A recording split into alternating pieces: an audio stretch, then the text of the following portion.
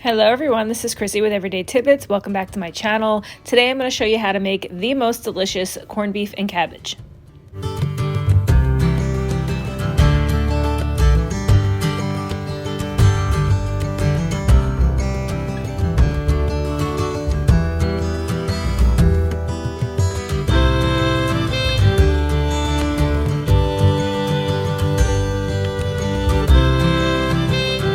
The first thing I'm going to do before I add my corned beef into my crock pot is open the package and rinse it well, reserving the spice packet.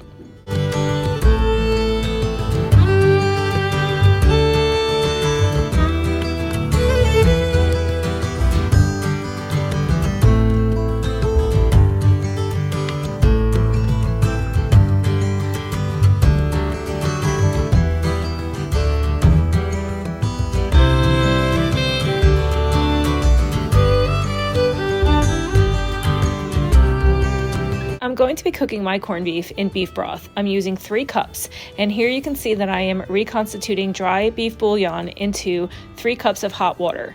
I don't like the taste of beer. A lot of people use Guinness or any kind of beer to cook their corned beef in. I personally don't prefer it, and I feel like the beef broth gives it great flavor.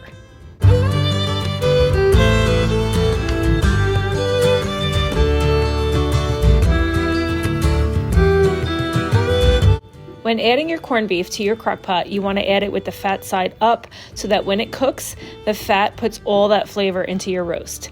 So here you see I have it in my crock pot, and then I'm just covering it with 3 cups of beef broth.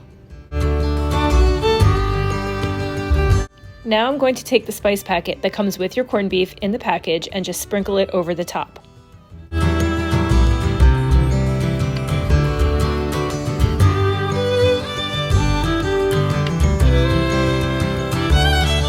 And now I'm going to nestle in 3 large bay leaves.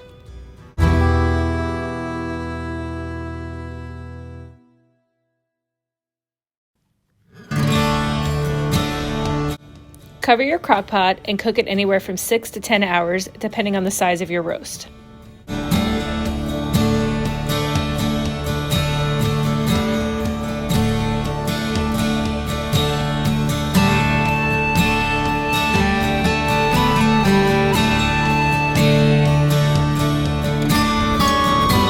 After about 4 hours of cooking time, chop your potatoes into large chunks and then add them into the crock pot. Adding them later on assures that your potatoes do not get too mushy.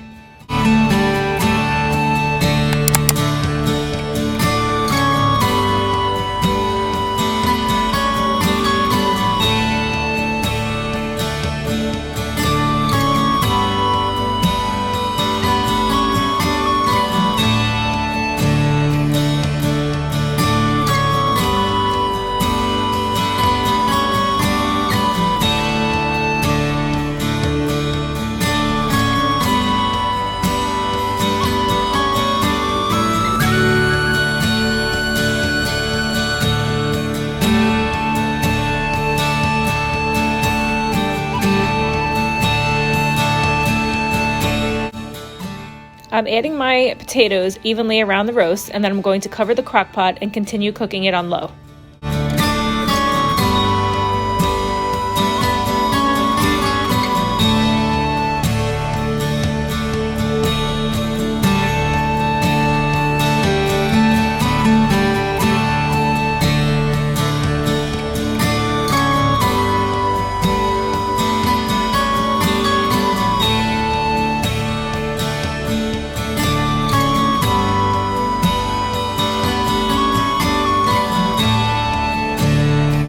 Our next step, about 6 hours into the original cooking time, we're going to add our carrots. And I'm using 2 cups of baby carrots. You can use regular whole carrots, just make sure you cut them uniformly to about the same size as your potatoes.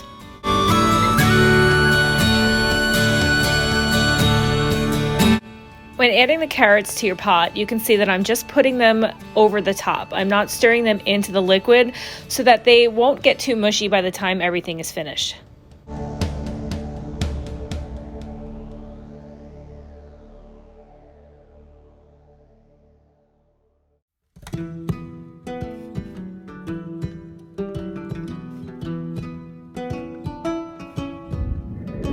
With about 2 hours left of your cooking time, add your cabbage. I'm using half a head of cabbage and I'm cutting it into wedges. I am also going to just nestle it gently into the top layer of my pot, so that way it kind of steams and doesn't get too mushy.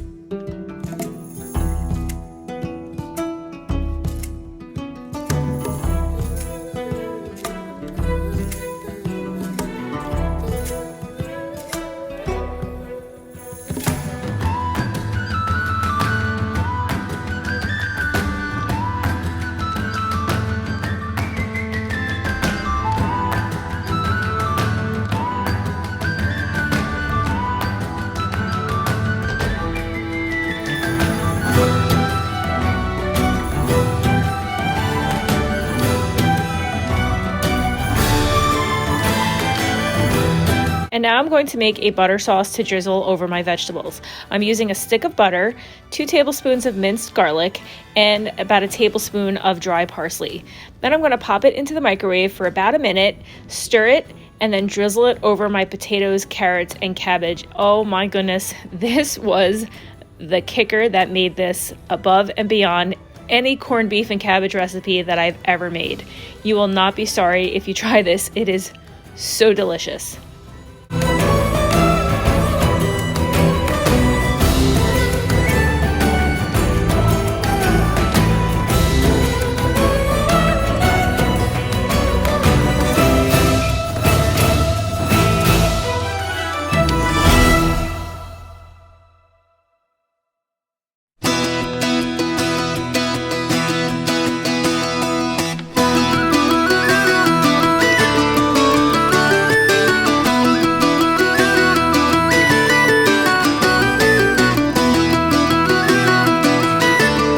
And here's what everything looks like when it was done. It was so delicious. Thank you so much for watching. I really appreciate your support. If you have not already, please hit that subscribe button down below and hit the bell notification so that you're notified every time I post. You can also follow me on Instagram at everyday_tidbits, because I would love for you to be a part of my YouTube and Instagram family. I hope everyone's being safe, and I'll catch you on the next one. Happy St. Patrick's Day.